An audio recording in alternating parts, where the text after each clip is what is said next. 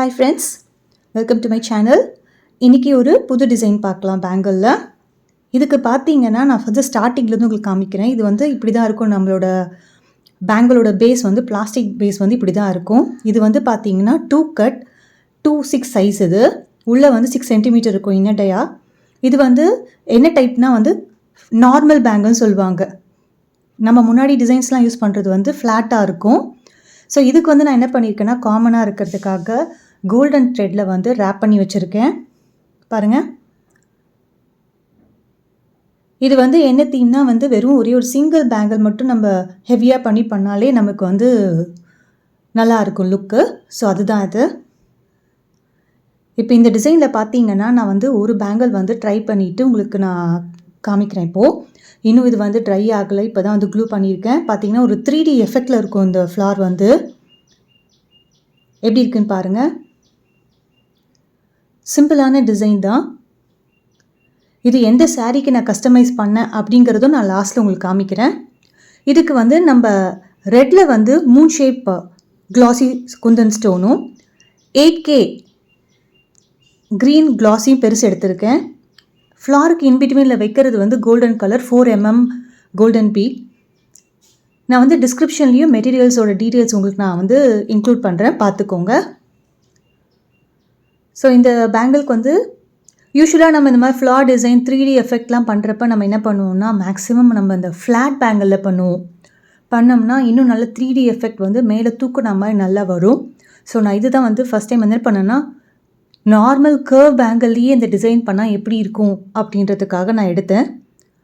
So இங்கே பார்த்தீங்கன்னா முதல்ல நல்லா அந்த ரெட் கலர் ஃப்ளார் வைக்கிறதுக்காக ஒரு சர்க்கிளில் க்ளூ அப்ளை பண்ணிவிட்டு இந்த ரெட் கலர் ஐ ஸ்டோன்ஸ் என்ன பண்ணுங்கள், பக்கத்தில் வச்சுட்டு வாங்க.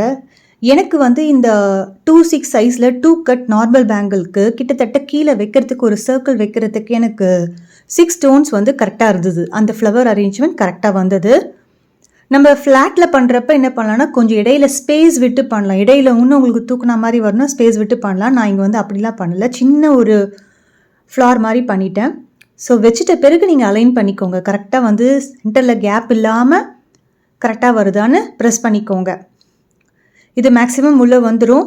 ஸோ எக்ஸ்ட்ரா இருந்துச்சுன்னா பின்னாடி நான் எப்பயும் சொன்ன மாதிரி எக்ஸ்ட்ரா தெரிகிற ஸ்டோன்ஸ்க்கு கொஞ்சம் க்ளூ வந்து அப்ளை பண்ணிட்டிங்கன்னா நல்லா ட்ரை ஆனதுக்கப்புறம் ஸ்ட்ராங்காகவே இருக்கும், நமக்கு நல்லா ஃபிக்ஸ் ஆகிடும்.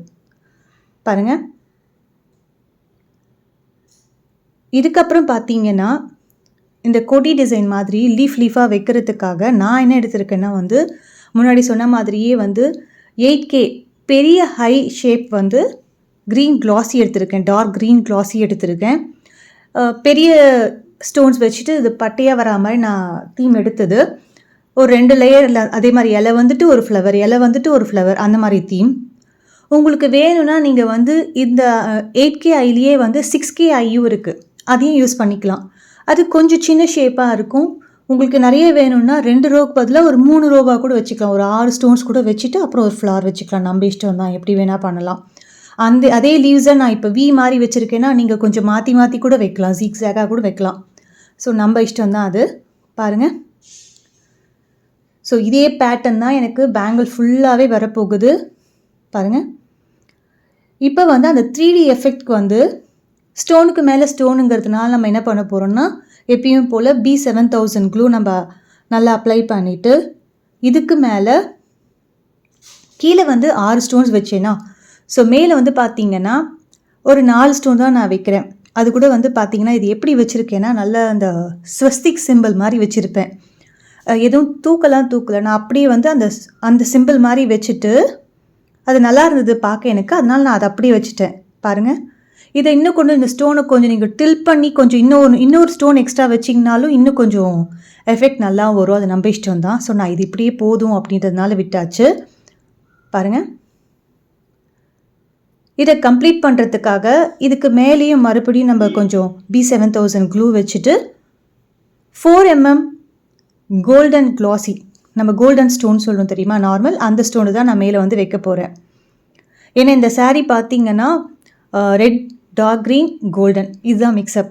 ஸோ வந்து இது வந்து நிறைய பேங்கிள்ஸ் இல்லை, 2 பேங்கிள் தான். சிம்பிளாக போடணும் அப்படின்னு நினைக்கிறப்ப அதுவே போதும். அந்த மாதிரி ஒரு திக் சென்டர் பேங்கிள் அதுவே ரிச்சாக இருக்கும். அதுக்கு தான் இந்த டிசைன் பாருங்கள். ஸோ இது ஃபுல்லாக இதே மாதிரி தான் வரப்போகுது. இப்போ பார்த்தீங்கன்னா அதே டிசைனை நான் ஃபினிஷ் அப் பண்ணி நைட் ஃபுல்லாக ட்ரை பண்ணி எடுத்து வச்சுருக்கேன். எப்படி இருக்குன்னு பாருங்கள் ஃபினிஷிங் லுக்கு. ரொம்பவே சிம்பிளாக 2 பேங்கிள்ஸ் தான்.